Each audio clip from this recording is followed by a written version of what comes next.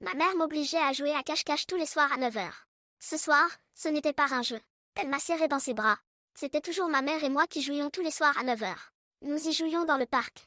Je pensais que c'était normal. Je savais que d'autres familles ne faisaient pas ça, mais en même temps, je pensais qu'il n'y avait rien de mal à ce que nous le fassions.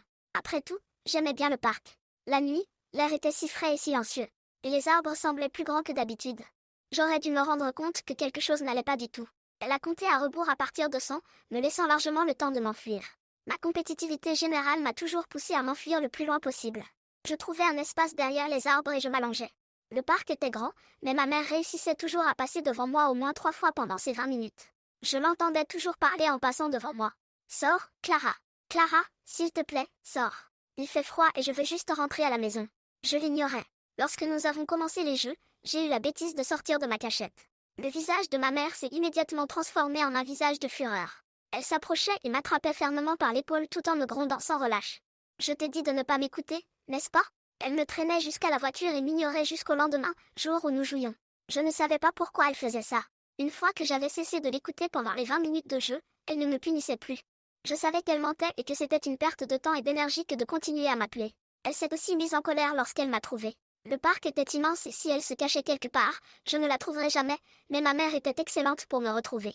C'est comme si elle m'avait reniflé et qu'elle m'avait traqué. Au lieu de se mettre en colère contre moi, elle était déçue. Elle soupirait bruyamment et avait les yeux pleins de larmes avant de se diriger vers la voiture, déprimée. Cela me procurait le pire sentiment qui soit, me remplissant d'un sentiment d'incapacité. Une fois, elle m'a retrouvée au bout de 2 minutes et s'est effondrée en sanglots. Je n'ai pas compris. J'ai ressenti une énorme envie de gagner. J'en avais besoin et j'ai commencé à faire preuve de créativité. Je me suis cachée dans les buissons. J'ai changé mes vêtements pour qu'ils soient plus verts et plus noirs, en général, plus inconstants, parce que j'ai grimpé dans les arbres pour qu'il soit difficile de me voir depuis le sol. J'ai appris à rester immobile, vraiment immobile. Et quand je gagnais, ma mère me faisait un sourire. Ce n'était pas un sourire de bonheur ou de plaisir.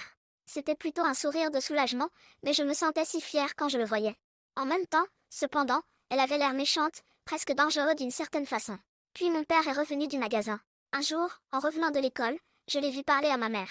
En fait, il n'était presque jamais à la maison. Je l'ai vu 2 fois dans toute ma vie et ma mère n'a jamais vraiment parlé de lui. Il était vraiment un étranger pour moi. J'ai tout de suite remarqué l'expression du visage de ma mère. Elle était pâle, blanche, tremblante, les yeux écarquillés. Je ne pouvais pas entendre ce qu'il disait, alors je me suis rapprochée d'eux. Bien sûr, leur conversation s'est arrêtée juste au moment où je l'ai fait.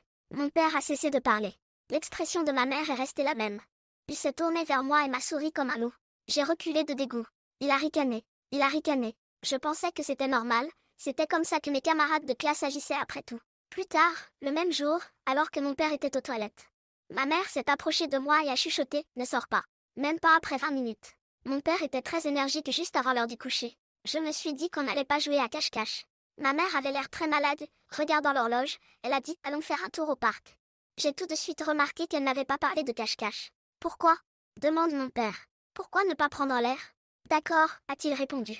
Je l'aime bien actif de toute façon. Mais qu'est-ce qu'il voulait dire par là? Maman m'a dit de me changer avec un certain regard et j'ai tout de suite compris ce qu'elle voulait dire.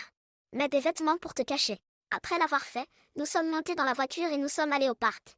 Ma mère est restée silencieuse pendant tout le trajet, mais mon père a fredonné. Nous avons marché ensemble dans le parc pendant un moment, mon père marmonnant à propos de son travail. Je ne me souviens pas de grand-chose. Honnêtement, cela ne ressemblait à aucun travail que j'avais déjà entendu. Puis, soudain, ma mère a pointé du doigt un arbre au loin. J'ai remarqué que c'était le même arbre derrière lequel elle m'avait trouvé caché la dernière fois qu'elle m'avait attrapé. Ces arbres deviennent si vieux, puis ils meurent. C'est dommage qu'ils soient coincés sur place, incapables de s'éloigner du virus. Elle me disait de m'enfuir et de me cacher. La mort est le chemin de tous les êtres vivants, disait papa. Il ne faut pas la craindre. Je crois avoir vu un écureuil dans cet arbre, dis-je. Je vais aller voir. Je disparus dans la forêt que je connaissais bien. Je suis passé derrière une colline avant de changer de direction et de m'éloigner. J'ai fait en sorte d'essayer de me déplacer aux endroits qui ne laisseraient pas de traces. Je devais m'éloigner avant qu'ils ne s'aperçoivent qu'il se passait quelque chose. J'ai pensé à grimper à un arbre et à m'y cacher, ou à plonger dans quelques buissons. Les arbres n'étaient efficaces que si les gens ne vérifiaient pas. Les buissons étaient très efficaces, mais ils ne permettaient qu'une vue réduite, voire inexistante, de l'endroit où l'on se trouvait. J'ai choisi les buissons, j'ai sauté dedans et j'ai essayé de contrôler ma respiration. Après quelques minutes, j'ai entendu mes parents marcher au loin. « Clara » cria papa, « où es-tu, ma chérie? Si tu es blessée, dis quelque chose et nous t'aiderons. »« Clara » ma mère a dit Clara, « tu m'entends, ma chérie ?» Mon cœur battait plus vite. Je savais pertinemment que je ne devais pas quitter les buissons. C'était la pire chose qui pouvait arriver. J'ai continué à respirer pendant qu'ils s'éloignaient de plus en plus de moi.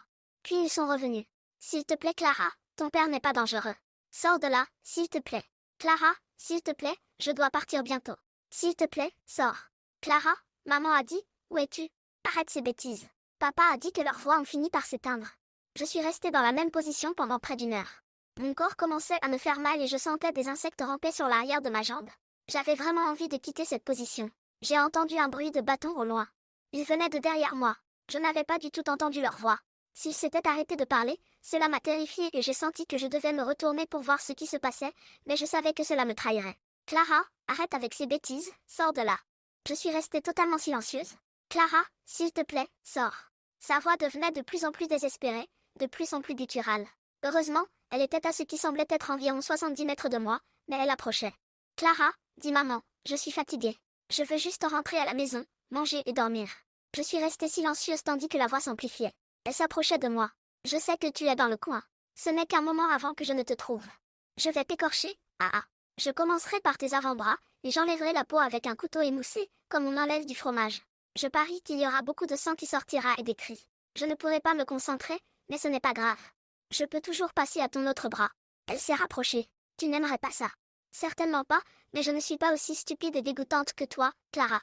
Non, je suis heureuse de ne pas être une créature immonde comme toi. Le seul bien que tu puisses faire, c'est d'être dans mon ventre, de m'alimenter. Je te retrouverai. La voie n'était qu'à 20 mètres. Tu regretteras de ne pas être sorti. 10 mètres. Vous savez, je ne mange pas les os. Ils restent coincés dans ma gorge, mais je ne peux pas les laisser. Je vais probablement les ramener chez moi et les sucer. Ils ont bon goût, vous savez. Ce sera parfait. 2 mètres. Elle a gloussé. Elle m'a trouvé. Oh non. Je me demandais si je devais rester immobile et espérer le meilleur, ou si je devais regarder en arrière. Ma peur me tuait et il fallait qu'elle sache, mais je sais que regarder ferait du bruit. Non, je devais rester immobile. Je sais où tu es, a-t-elle dit, mais elle a commencé à s'éloigner de ma place. Je vais sucer tes globes oculaires avant de les avaler. Ils sont meilleurs entiers et ils sont toujours humides et mous, donc ils descendent facilement dans la gorge. Sinon, il y a toujours du sang. Oh, une bouche pleine de sang chaud, y a-t-il une meilleure sensation? Je suis restée immobile pendant toute la nuit. Même après avoir été certain qu'ils étaient partis. Ce n'est que lorsque le soleil s'est levé et que j'ai pu entendre d'autres enfants que je me suis levée. L'un d'eux a reculé d'un bond et a poussé un cri. Il devait être vraiment terrifié. J'ai ensuite repris le chemin de la maison. Papa n'était pas là,